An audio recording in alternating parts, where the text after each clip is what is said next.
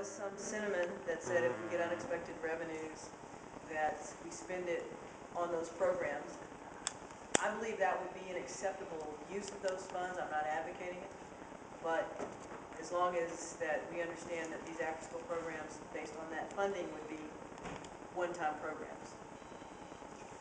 Mayor, a couple of years ago when the mid-rise fire happened on the East Loop, that kind of started the whole, you guys passed some additional sprinkler ordinances, and then Councilmember Gonzalez said today that he wanted to relook at some of these ordinances as part of the amendment process to maybe retroactively require some of the older buildings to perhaps, I mean, what would you think of that concept? I didn't, there were a lot of budget amendments coming through. I should have probably ruled that one out of order because it's an ordinance change, it's not a budget amendment. I think the discussion is appropriate. I will not institute that discussion until an analysis of the most recent fire is complete. There's no point in going in and saying we're going to redo all these ordinances because something happened in this fire and if it really didn't happen.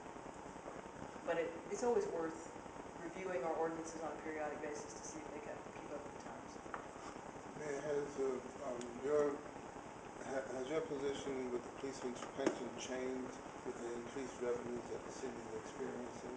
And if not, the action that is being taken for advocacy in Austin, how is that going? I don't have any issues with the police pension. No, I mean the fireman's pension. Okay. No, I believe that there are abuses in the fire pension.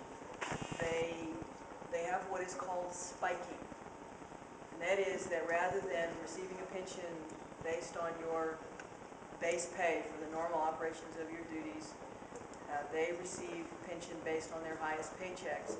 And they have a policy of running up overtime so that they can run up their pension costs. And that's not those pension costs are, last for years. And there is no pension organization, labor management independent, that says that spiking is an acceptable practice. So there are some abuses in the fire pension system. It has nothing to do with firefighters. It has nothing to do with the job they do. Nothing to do with my respect for firefighters. It is this a fair way to determine what their pension is for their retirement? But does the chief have any control over the spiking? No. The state legislature controls the fire pension completely and totally. Okay. Thank you, Mayor. Thank you. Thank you, Mayor.